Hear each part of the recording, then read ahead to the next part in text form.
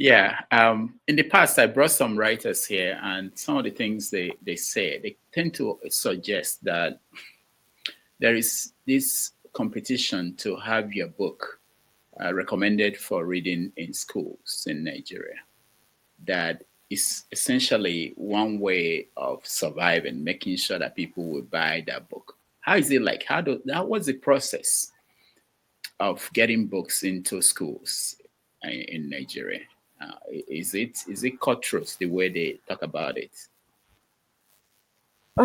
Well, this is a dangerous terrain for me because No, eh, I heard that people actually do juju to get their books, knock out other books, and this is this is a dangerous terrain for me because I would not like myself or any of our published titles to be blacklisted by by the powers that be for so exposing there them. are powers that But be.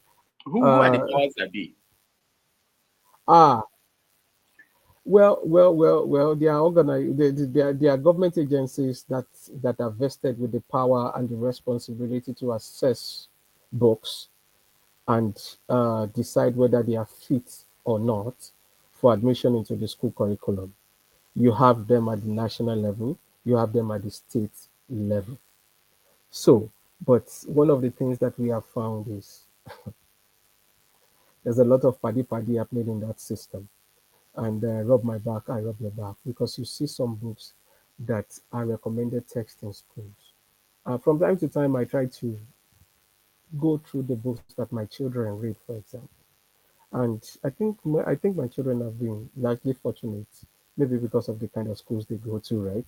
But sometimes I come across books that are in the school system, and I wonder, and I ask myself, who authorized this? Who authorized this? We're not even talking about the quality of production yet. We're talking about the writing. You are going to have a deformed mind as a child if you read some of these books because they are badly written. You can even tell that some of these writers do not have a full grasp of the language in which they are writing. They don't even understand how that language itself works, first of all. And if you don't understand how a language works, how would you be able to communicate and express yourself? How much talk less? How much more in writing in that language? Badly written, poorly edited, if edited at all, if edited or proofread at all, and then is the production is nothing to write home about in some cases. But these are the kind of books that the actors in these agencies always find a way to get into the curriculum. Some books are like that.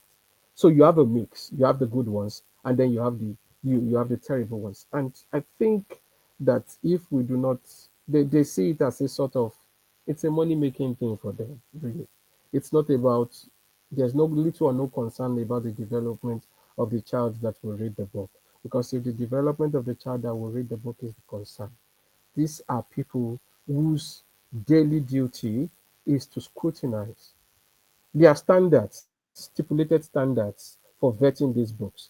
But they just, from time to time, depending on what their relationship or expectation or monetary gain is going to be from that transaction, they can choose to skip some of these things and grant approval to the book. And in the end, it's the child that suffers for it. Especially in the case where you don't have parents who have the dedication to also look at what their children are being fed in those schools and try to actively correct some of their anomalies in those texts. So it's sad. It's one way for writers to make money. It's one way for publishers to make money. I just think that we should, especially in a society with low purchasing power like ours, the focus is more on educational books because every school year, pupils have to buy books. They have to buy books, so you have a guaranteed market. So I understand the economics of it, but what I'm advocating for is, can we at least have this thing? Let them at least be of good standard. Let them at least be of good standard, not not something that is going to, you know, a lot of awkward things that children shouldn't even be exposed to are found in some of these books. at the state level, and you are wondering who approved it. What did they give this person to get to approve this kind of text? So basically, I suspect that in cases like that, it's basically about the bread and butter.